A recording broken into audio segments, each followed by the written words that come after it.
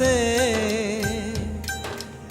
इंद्रधनुष की किरणें हर से।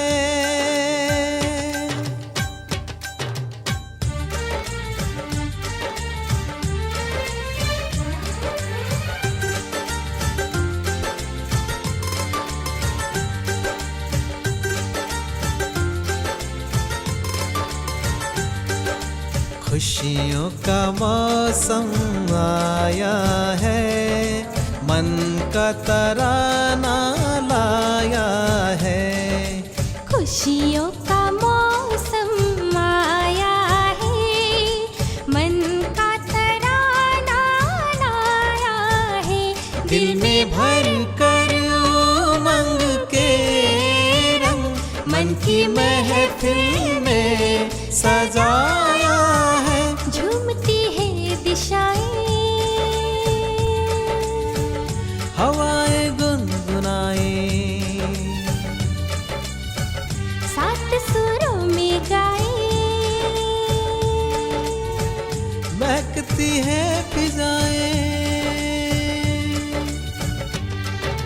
खुशियों का मौसम आया है, मन का तराना लाया है।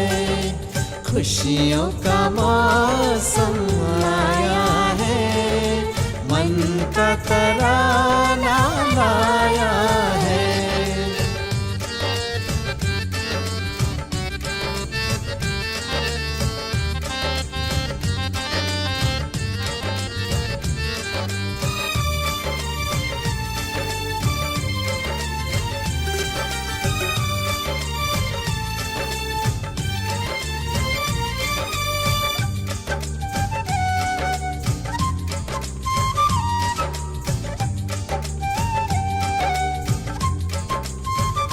रुके नहीं कदम लगे झूमने, जब से आए प्रभु मेरे सामने। सच कर दिए प्रभु आपने, मेरे दिल के थे जो सपने। गाए मन का आसमां, मुस्कुराता है जहां।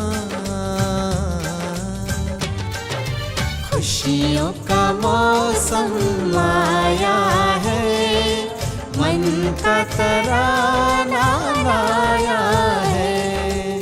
खुशियों का मौसम आया है, मन का तराना लाया है।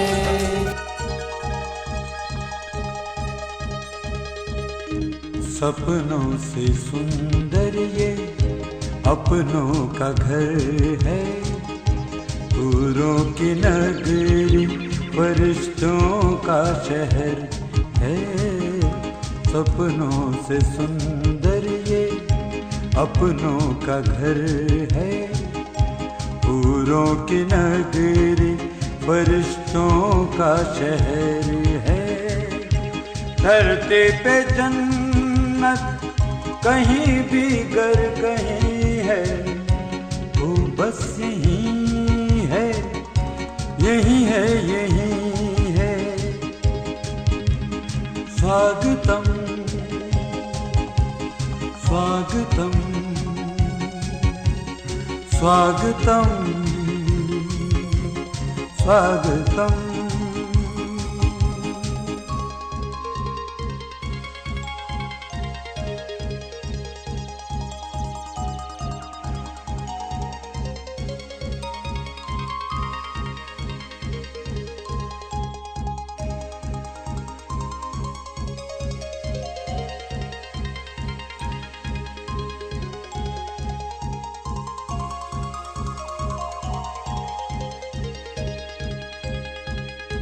शांति का सागर यहाँ लहराए, शिव का झंडा दिलों पे फहराए। मधुबन सबके मनों को महकाए, ज्ञान सरोवर में हंसों का दलाए शांति वन सा कहाँ कोई दर है। स्वागतम स्वागतम स्वागतम स्वागतम।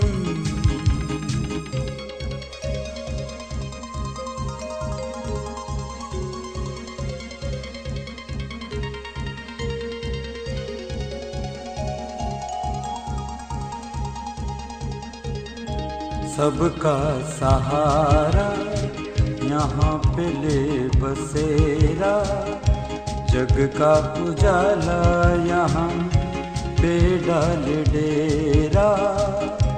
कितने युगों पे लगाए है फेरा, मुरली सुनाई किया रास सुनहरा।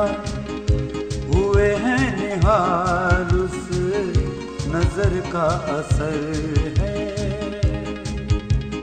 स्वागतम स्वागतम स्वागतम स्वागतम।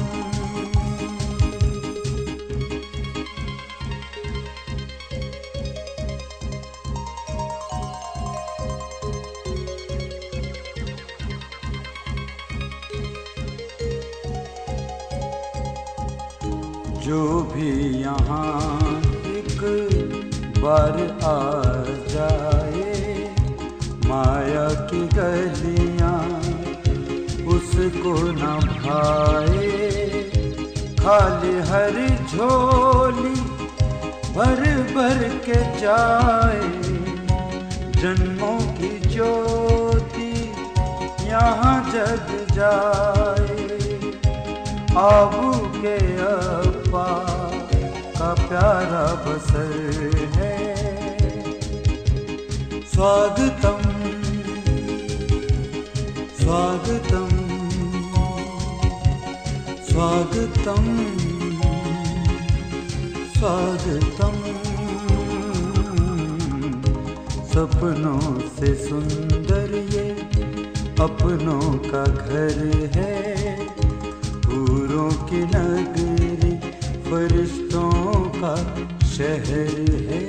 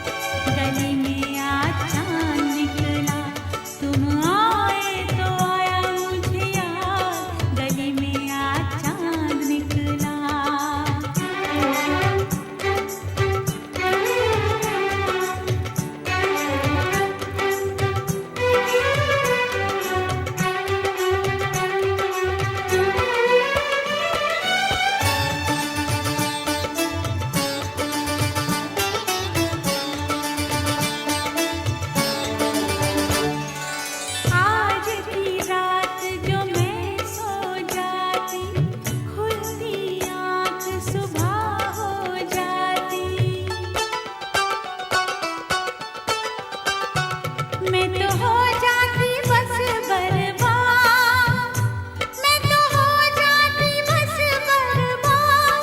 गली में आचा निकला, गली में आचा निकला, गली में आचा निकला। जाने कितने दिनों के बाद गली में आचा निकला।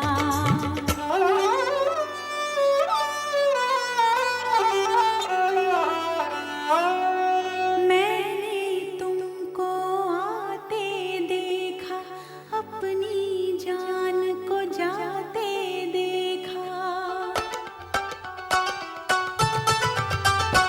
जाने फिर क्या हुआ नैया, जाने फिर क्या हुआ नैया। गली में आचा निकला, गली में आचा निकला, गली में आचा निकला।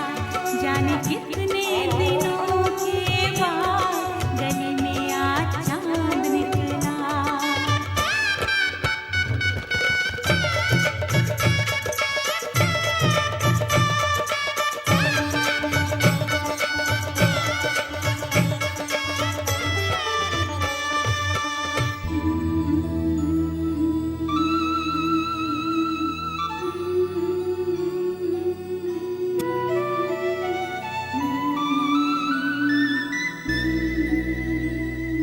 छम छमा छम छम, छम छमा छम छम, हाय आई परदेस से परियों की रानी।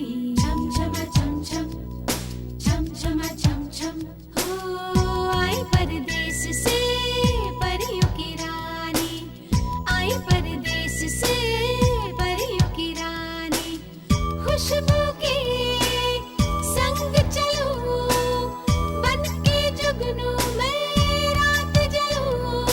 कोई मुझे जाने नहीं, मैं हूँ बड़ी अनजानी। छम छमा छम छम, छम छमा छम छम, हो आई परदेस से परियों की रानी। आई परदेस से परियों की रानी।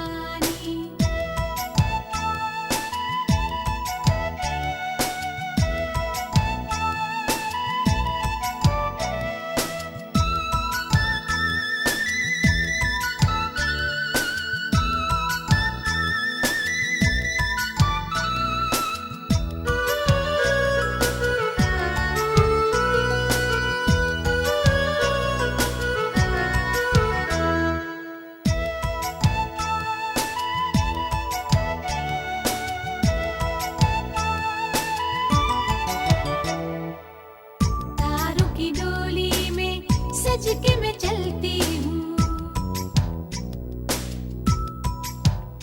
हो तारों की डोली में सज के मैं चलती हूँ।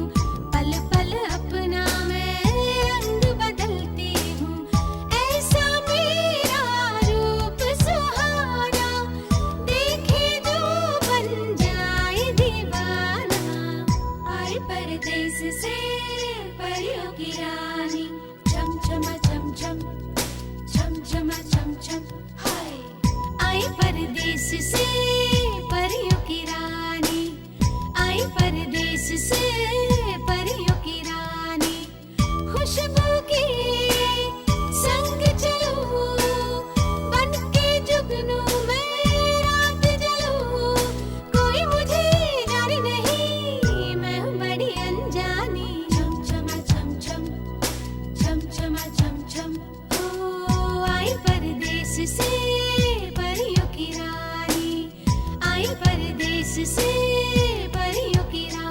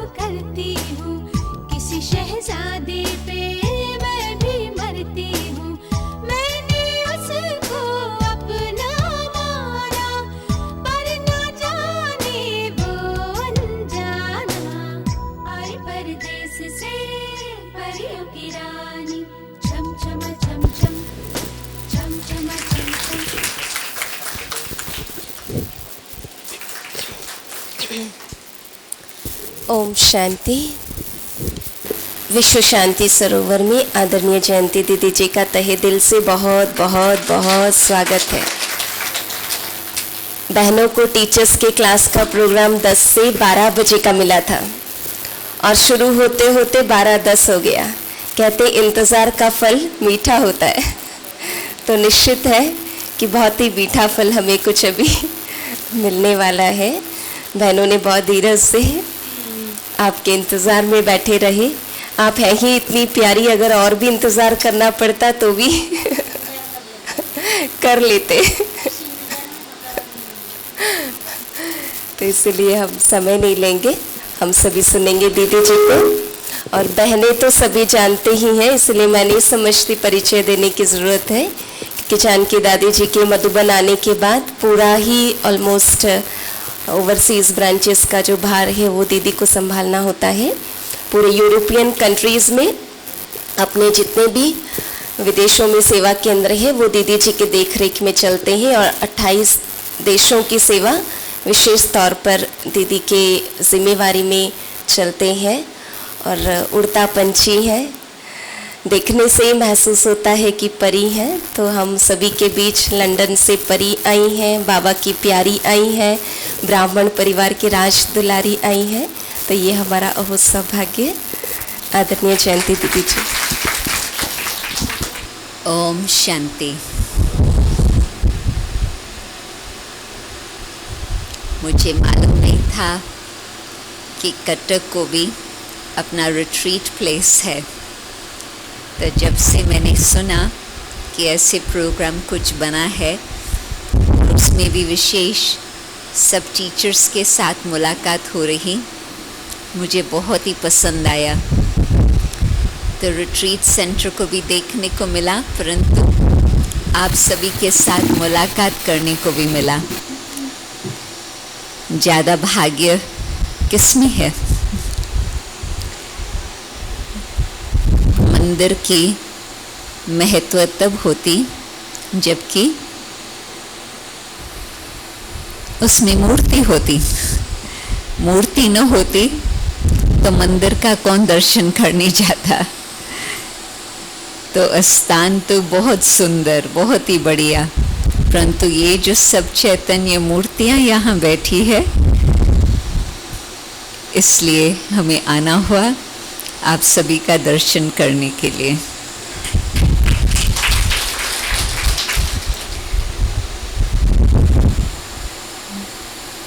बाबा जब टीचर्स को देखते हैं, बाबा कितना बेहद प्यार करते हैं टीचर्स को। और मैंने देखा है कि मधुबन में भी दादी विशेष समय निकाल करके भागते भागते जाती है टीचर्स क्लास में। और कुछ कार्य रह भी जाए, परंतु हर ग्रुप में दादी टीचर्स क्लास अवश्य ही कराएंगे। तो टीचर्स क्लास की विशेषता होती क्यों? क्योंकि बाबा ने जिम्मेवारी का ताज दिया हुआ है अपने निमित्त बच्चों को। ताज कभी भारी तो नहीं लगता? कौन समझता है कि ताज थोड़ा भारी है? थोड़ा सा जी। और किसी ने हाथ उठाया? नहीं। तो एक ने बड़े साफ दिल से हाथ उठाया, परंतु और भी थोड़ा थोड़ा मन में सोचते होंगे कि चलो आज इतनी जवाबदारी नहीं है, कल हो सकता है कि और जवाबदारी बढ़ जाए तो फिर शायद वो अनुभव हो जाए। परंतु बाबा ने बहुत अच्छी बात कही है, और न सिर्फ कही है, हमारे अनुभव की भी है कि जिस घड़ी कोई भी कार्य शुरू होता, हम जिम्मेवार है उसको उठाते हैं तो फिर हम भारी होते। बाबा जिम्मेवार है और हाँ, हमें निमित्त बन करके अच्छी तरह से एक्यूरेट होकर के बाबा का कार्य करना है।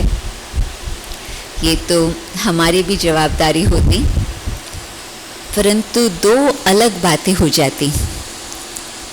एक तो हम अपनी जवाबदारी उठाएं कि मुझे अपनी स्थिति बना करके रखनी है, और दूसरा फिर जो कार्य है वो बाबा को कराना है।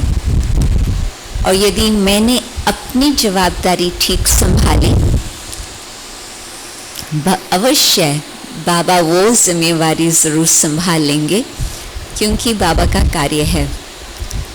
और उसमें भी हमें और आगे बढ़ाने के लिए जो भी जिम्मेवारी एक्सटर्नल रूप से कहेंगे हमें हमारे पर आती है, परंतु वो भी बाबा हमें आगे बढ़ा रहा है।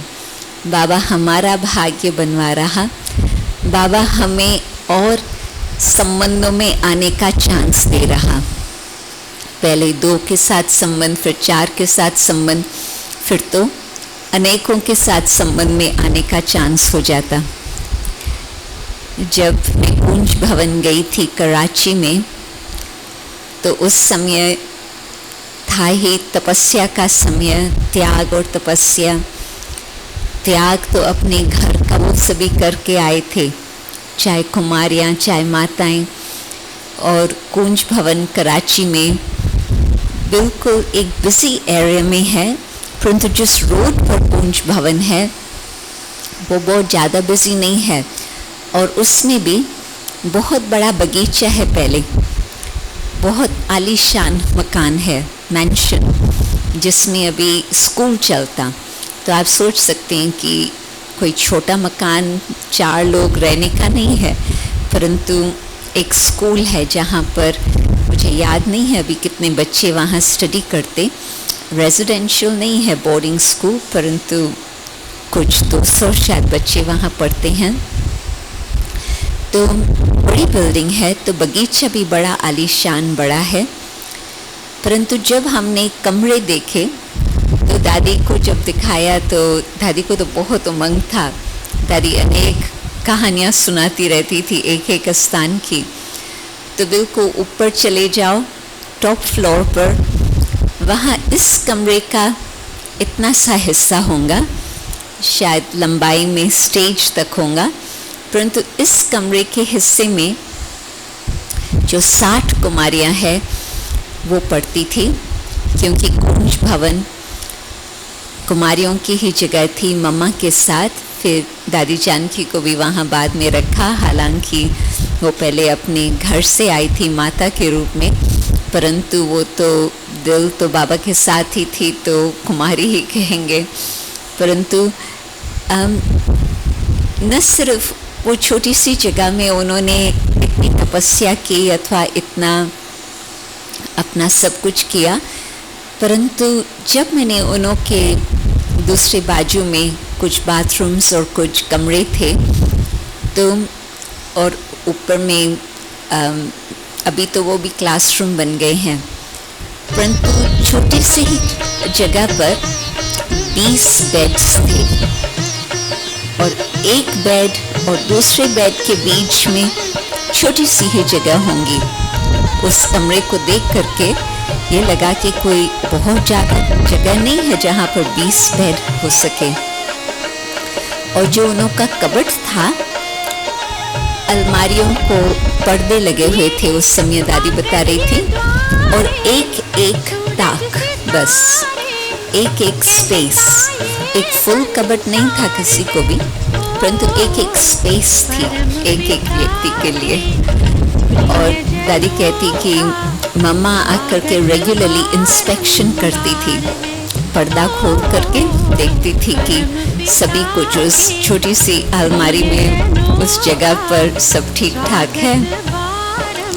तो मैं क्यों ये कहानी सुना रही हूँ, क्योंकि जब दिल को इकट्ठा रहना होता है बहुत नज़दीक से, और अभी तो चलो सेवा का हमें चांस होता है कि कोई बाहर जाता है कोई अंदर आता है, भिन्न भिन्न वैरायटी एक्सपीरियंसेस हमें मिलती हैं। स्टूडेंट्स आते हैं, उनों के साथ कुछ कारोबार, कुछ व्यवहार, कुछ बातचीत करने का मौका बनता। आजकल कंप्यूटर्स में भी बहुत सारा समाचार मिल जाता। उस समय जिस समय बाहर में पहले बाहर की युद्ध वर्ल्ड वॉर चल रही थी और फिर बाद में पार्टीशन की युद्ध चल रही थी, तो उस समय बाहर आना जाना था ही नहीं। कहाँ जाएंगे, क्यों जाएंगे? और आना वो तो कोई सेवा का टाइम ही नहीं था जो कोई बाहर के स्टूडेंट्स आ सके। कभी कभी बहुत मुश्किल से कभी कब बाबा ओनो को या दादियाँ ओनो को, दादियाँ भी उस समय क्या आयु थी, दादी कुमारका को दादी कहते थे, परंतु उसकी आयु थी 16 वर्ष। मम्मा को जब मम्मा कहने लगे उसकी आयु थी 17 वर्ष। दादी चंद्रमणि भी छोटी ही थी, परंतु उसको भी दादी के लाइन पर रखा था, मीन्स बड़ी बहन, सिंधी भाषा में बड़ी बहन। तो कभी कभी दादियाँ उनको बीच पर लेके जाती थी जब मालूम था कि शांति का समय है, तो जाकर के वहाँ नहाते थे और एक्सरसाइज करते थे। आधा जो आप लोगों ने वो कपड़े भी उन्हों के देखे होंगे, दादी कॉटेज मधुबन में ज्ञान सरोवर में उन्हों का शॉर्ट पैंट परा हुआ है, फोटो देखा है ना वो। तो उस समय जो वो आपस में उन्होंने संबंध बना करके रखे, कुछ और डिस्ट्रैक्शन नहीं, कुछ और एंटरटेनमेंट नहीं, सेवा का भी कोई डिस्ट्रैक्शन नहीं, बस ज्ञान और योग और धारणा और एक दूसरे का शक्ल देखना। आप इमेजिन कर सकते हैं कि जबकि उन्हीं लोगों के साथ 20 लोगों के साथ रात्रि को सोना है, फिर उन्हीं लोगों के साथ बातचीत करनी है, उन्हीं लोगों के साथ करमना सेवा करनी है, उन्हीं लोगों के साथ जो कुछ करना है वहाँ ही उन 4 दीवारों के अंदर करना है। तो उसमें 2 बातें हो सकती थी। प्रेशर कुकर जैसे होता है ना, प्रेशर कुकर में चीज़ें डालो और आग पर रखो तो क्या होगा, आप संभालो नहीं तो उसका एक्सप्लोजन भी हो सकता। परंतु प्रेशर कुकर में दूसरी बात ये हो सकती कि अच्छी तरह से जो चीज़ उसके अंदर है वो बहुत अच्छी तरह से पिघल जाती है, मेल्ट हो जाती है। जैसे आप चने डालेंगे प्रेशर कुकर में तो बहुत अच्छी तरह से वो प्रेशर कुकर में जल्दी पिघल जाएंगे, वैसे इतनी जल्दी नहीं पिघलेंगे, उसमें बहुत टाइम लगेगा। तो कहने का मतलब कि उस समय ऐसे बात नहीं हुई कि कुछ उनों का टक्कर चले, रादर ऑपोजिट ऐसी बात हुई जो आपस में वो बिल्कुल मेल्ट होकर के एक हो गए। आप चने को ज़्यादा समय कुक करो, पहले तो वो पिघल जाएगा, सॉफ्ट हो जाएगा, परंतु उसके बाद फिर और जास्ती उसको कुक करो, बिल्कुल एक पेस्ट बन जाएंगे। तो दादियाँ भी ऐसे प्रेशर कुकर में कराची के दिनों में उन्हों का आपसी संबंध ऐसे बन गया जो उन्हों का इतना घनिष्ठ संबंध जो एक दो से बिल्कुल अलग नहीं, मेल्ट होकर के बाबा ने उन्हों को एक बना लिया। और संस्कार तो उन्हों के उस बीच में अपने संस्कार तो समाप्त हो गए। हाँ, बाबा के दिए हुए विशेषताएं, बाबा के दिए हुए गुण उन्हों के साथ रहे। मैंने कहानी इसलिए सुनाई कि जब हम छोटी संगठन में हैं तो कुछ अपने संस्कारों का पता चलता, और जितना जितना बड़ा संगठन उतना उतना अपने संस्कारों का पहचानने का और चांस बनता। परंतु जब हम इकट्ठे एक ही लक्ष्य से आए हैं बाबा के पास, उस एक लक्ष्य को अपने साथ बहुत क्लियरली रखते हैं, तो उसमें बाबा के प्रेम का जो अनुभव है वो हमें बहुत अच्छी तरह से ऐसे एकता का संबंध बना लेता। जो बिल्कुल कोई अलग अलग नज़र नहीं आता। और उसमें भी फिर ऐसे बाबा एकता का संबंध बना करके रखता, जो फिर सारे कल्प में वो हमारा बहुत मीठा प्रेम का संबंध चलता रहता। प्रैक्टिकल प्रूफ आप देखो कि जो उस समय 350 लोग समर्पण हुए, सब उसी एक इलाके के थे और उसमें भी 90% एक ही शहर के थे। और उन दिनों में शहर कोई बहुत बड़े नहीं होते थे, तो हैदराबाद सिंध अभी भी कोई बहुत बड़ा शहर नहीं है कराची जितना। तो 90% सब एक दूसरे के घरों में आना जाना, स्कूल में इकट्ठा पढ़ना। अब जब दादी निर्मल शांता का देह अंत हुआ, तो उस समय जब रथ को लेके आए ज्ञान सरोवर दादी कॉटेज पर, तो दादी जानकी ने थोड़े शब्द उस समय बोले। तो दादी ने पहले ही ये कहा कि हम तो बचपन के साथी थे, हम तो एक ही स्कूल पर एक ही बेंच पर इकट्ठा पढ़ते थे। तो दादी को वो पुरानी स्मृतियाँ आने लगे। और फिर दादी कुमारका के लिए भी कहेंगे कि वो भी उसी स्कूल में पढ़ी। वो छोटी थी परंतु स्कूल वही था।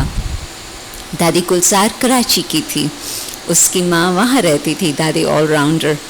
तो वो फिर उसकी मेमोरीज अलग है, परंतु जो दादी कुमारका, दादी जानकी, दीदी मनमोहिनी, ये सब उनके बहुत बहुत सेम नेबरहुड, इलाका भी करीब करीब वही। इतना गहरा संबंध बाबा ने संगम युग पर उनका आपस में मिला करके बनाया है। वो कहेंगे कि बाबा ने हमको चुन के इकट्ठा बिठाया। तो बाबा ने ऐसे उनको बिल्कुल एक बना करके रखा है, जो कल्प के अंतिम घड़ी में भी वो इतना नज़दीक थे। और न सिर्फ फिजिकल नज़दीकपन की मैं बात कर रही हूँ, परंतु जिस घड़ी बहुत समय तक दादी जानकी तो विदेश में रही और बड़ी दादी, पहले तो दीदी के साथ ज़्यादा कारोबार चलता था, परंतु फिर दादी के साथ। और पहले तो फ़ोन्स इतने सहज नहीं होते थे विदेश के, परंतु जो मैं समझती 1995, 96 इस प्रकार से दादी जानकी जब विदेश आती थी और बहुत करके दादी का वहीं रहना होता था, दादी पहले दिन में एक बारी फ़ोन करने लगे। और फिर जब दादी की तबीयत थोड़ी नाजुक होने लगी, फिर दादी दिन में 2 बारी फ़ोन करने लगे, सुबह शाम सुबह शाम सुबह शाम। दादी हिसाब करती थी कि इंडिया का नाइट टाइम क्या होगा, फिर उस अनुसार फ़ोन करती थी। और पहले तो फ़ोन होता था कारोबार का, क्योंकि दादी जानकी को ये होता है कि मैं बड़ों से पूछूं। तो दादी उसको कहती थी, दादी, एक दो को दादी दादी ही कहते हैं, तो दादी उसको कहती थी, दादी आप ही तो बड़े हो। तो दादी कहती थी, नहीं नहीं नहीं नहीं, आप बड़े हो। अभी दादी गुलजार को भी दादी जानकी दादी कहेंगे, हालांकि वो एज में दादी से करीब 10-11 साल छोटी होंगी, परंतु वो उसको दादी कहे, वो उसको दादी कहे। तो इस प्रकार से उनका रिस्पेक्ट का संबंध चलता रहता। तो उसमें भी पहले तो दादी हर बात पूछती थी दादी से, और अभी तक दादी गुलजार को हर बात बताएंगे, हर बात पूछेंगे। और दादी गुलजार उसको कहेंगे, दादी आप मालिक हो? तो कहेंगे नहीं, मैं आपको बताती हूँ ताकि बाबा तक भी पहुँच जाए। तो ये जो आपस में रिस्पेक्ट और रिगार्ड का संबंध है, वो उनका नया नहीं है। वो बाबा ने कराची में बड़े संगठन में उनको रख करके ऐसे बना लिया। आज यदि हम सोचते हैं क्या 60 लोग इस प्रकार से एक ही मकान में, जब और कोई भी डिस्ट्रैक्शन न हो, क्या हम रह सकते? और क्या हमारी स्थिति होंगी और किस प्रकार से हमारे संबंध होंगे। परंतु वो एक हमारे सामने मॉडल है, एग्जाम्पल है, जिससे हम छोटे से स्थान पर, चाहे 5 हो, चाहे 10 है, चाहे 15 है, फिर भी छोटा स्थान, उसमें हम कहाँ तक एडजस्ट होकर के इस तरह से चल सकते। तो जब जिम्मेवारी आती है तो कहने का मतलब ये है कि जितना अधिक लोगों के साथ हमारा कारोबार, हमारा व्यवहार, उतना हमें चांस मिलता कि हम खुद को देखें कि कहाँ तक हम एडजस्ट कर सकते हैं। और चलो हम इकट्ठे एक भट्ठी में अभी उस तरह से नहीं रहते, परंतु खुद हम अपने आप को ऐसी भट्ठी में रखें। दादी ने, मैं आपको एग्जाम्पल दे रही थी प्रेशर कुकर और बीन्स की, तो दादी ने कहा था हम लोगों को एक बारी कि कुछ कुछ संस्कार है जो जल्दी ही बाबा के पास आने से वो बदल जाते हैं, और कुछ कुछ संस्कार है जो थोड़ा पका करके फिर वो पिघलते हैं, और कुछ कुछ संस्कार है जो वैसे सिर्फ पकाओ तो भी नहीं बदलेंगे, परंतु उनको प्रेशर कुकर में डालना होता।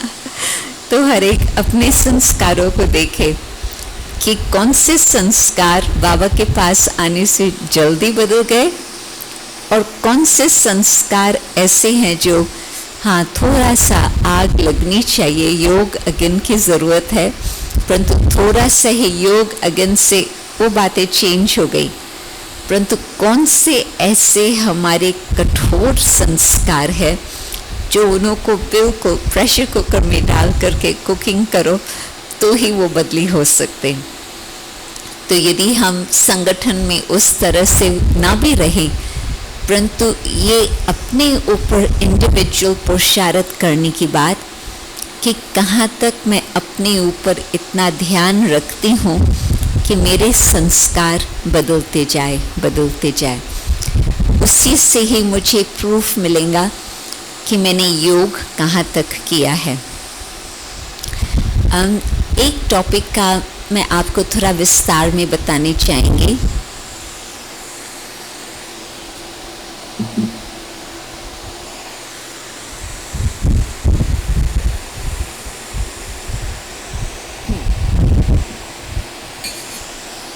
क्योंकि जब मैंने ये बात दादी से सुनी थी तो मेरे पास बहुत क्लैरिटी आ गई। उससे पहले कभी मैंने इतना गहराई से एक एक बात की डेफिनेशन नहीं सुनी थी, और मुझे लगता है कि दादी ने बाद में कई क्लासेस में उसका कुछ न कुछ बताया भी है, परंतु इतना स्पष्ट एक एक स्टेज का योग के लिए, तपस्या के लिए जो दादी ने बताया वो शायद ना भी बताया हो। तो दादी ने 3 शब्द कहे जिसका बहुत नज़दीक से लगता है आवाज़। एक तो अशरीरी और दूसरा विदेही और तीसरा देही अभिमानी। तो देही अभिमानी स्थिति का कई बारी तो बाबा ने बहुत अच्छी अच्छी बातें बताई है, परंतु जितना हम आंतरिक अपनी आत्म स्मृति में रहेंगे दिन भर, तो फिर जिस समय हमको बाबा की याद में बैठने का मौका बनता तो सहज ही हम देह के भान से पड़े हो जाएंगे और बाबा के नज़दीक पहुंच सकेंगे। और एक ऐसी बात दादी ने बताई थी जो आज कई बारी मुझे याद रहती है। ये बात कही थी कि देह भान की निशानी है जब आप ये शब्द कहते हो कि मुझे पसंद है या मुझे ना पसंद है। बस बहुत सिंपल शब्द है, परंतु इन सिंपल शब्दों से ही पता चलता कि कहाँ से आत्मा बोल रही है।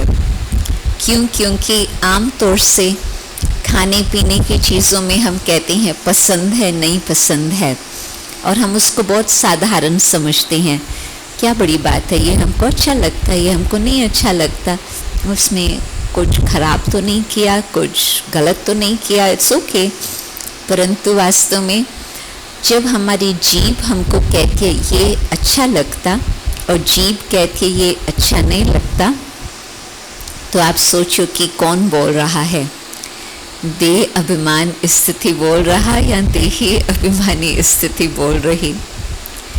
या साड़ी की बात आती है, ये साड़ी मुझे पसंद है, ये साड़ी मुझे पसंद नहीं है, तो उस समय क्या हो रहा। या कुछ भी बात, जहाँ हमको सोने को मिलता, ये अच्छी जगह है, पसंद है, ये अच्छी जगह नहीं है, हमको ना पसंद है।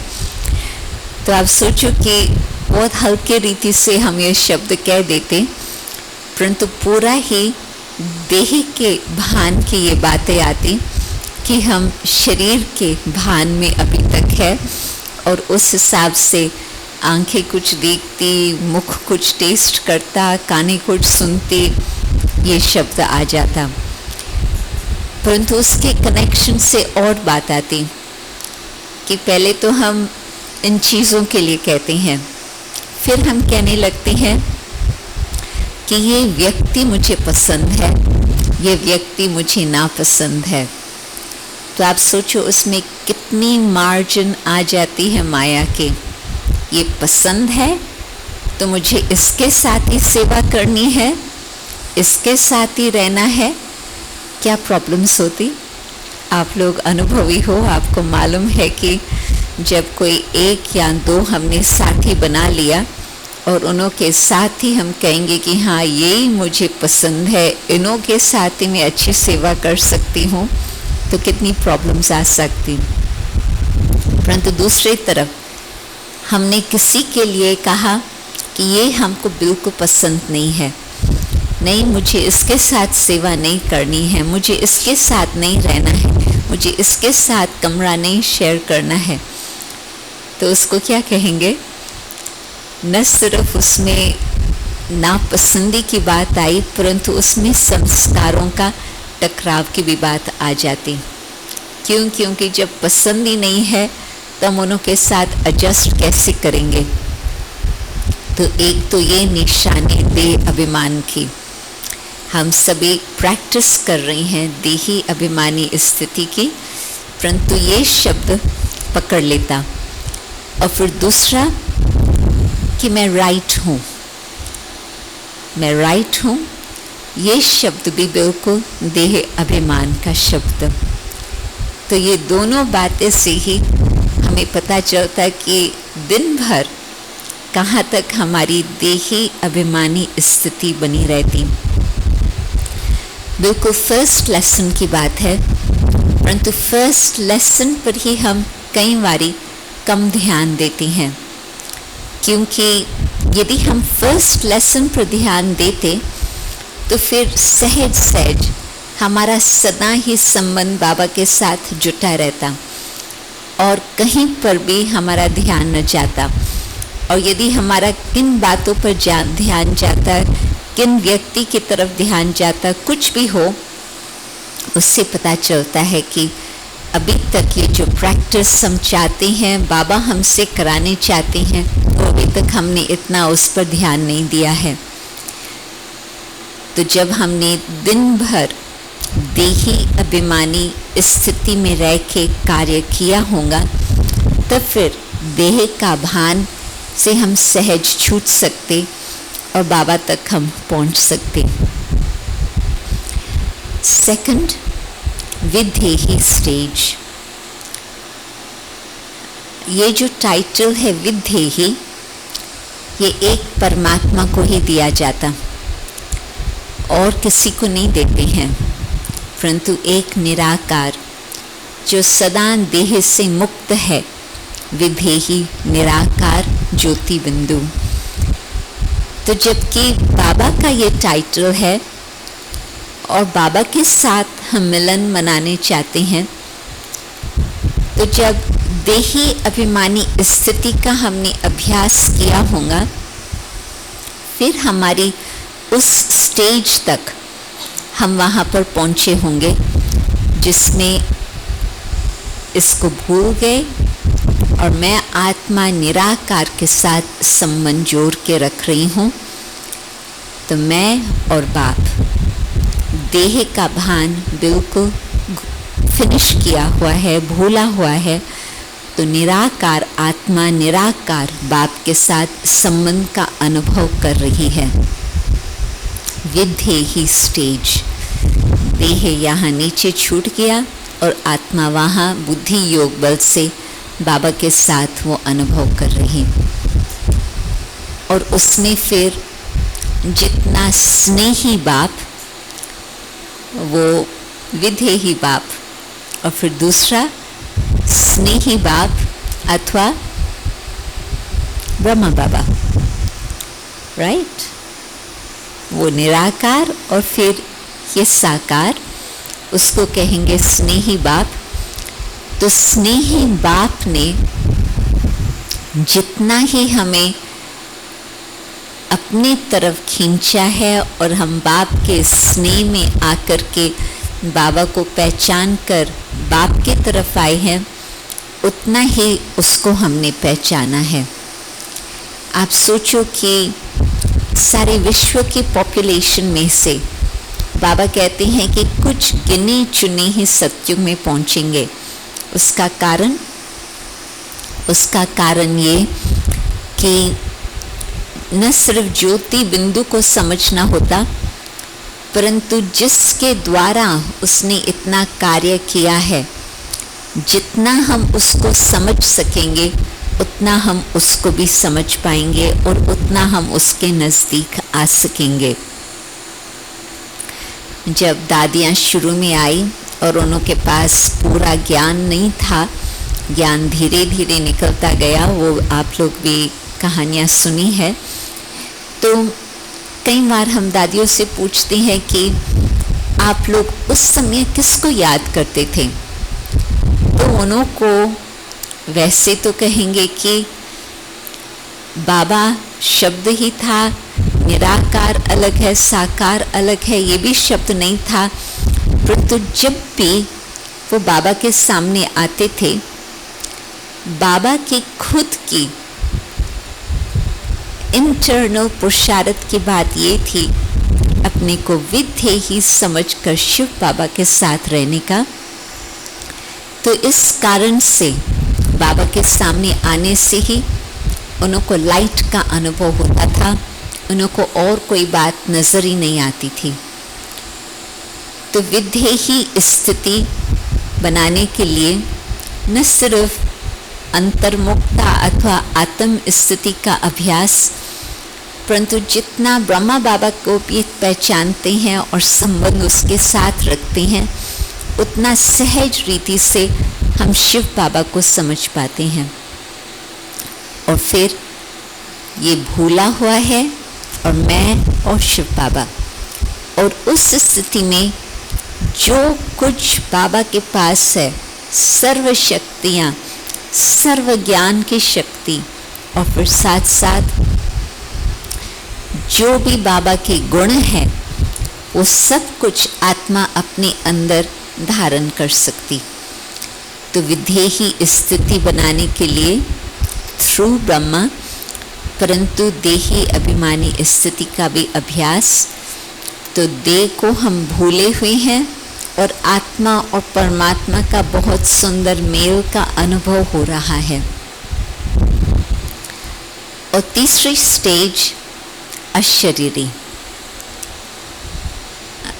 शब्द नज़दीक नज़दीक है ना, तभी मैंने कहा कि जब तक मैंने दादी की डेफिनेशंस नहीं सुनी तब तक कुछ इतना क्लैरिटी नहीं थी कि फ़र्क क्या।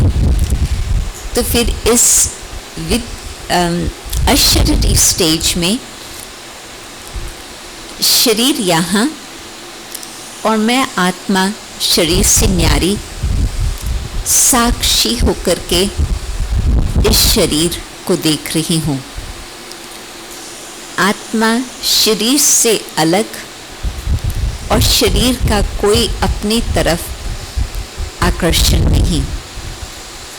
बाबा जो इसका एग्जाम्पल देते हैं सदा कि सर्प अपनी खाल को सहज सहज उतार देता और अलग हो जाता, फिर उसकी नई खाल बन जाती।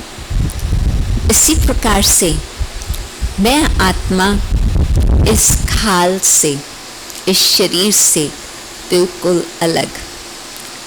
फर्क ये है कि एक बारी सांप ने खाल उतार दी तो फिर दोबारा वही खाल नहीं धारण करता और मुश्किलात हमें ये आती कि हम जितना बारी भी अभ्यास करती हैं कि हम इस खाल से अलग हो जाएं, फिर भी जब तक पार्ट इस शरीर के अंदर है, आना ही होता, कार्य करना ही होता।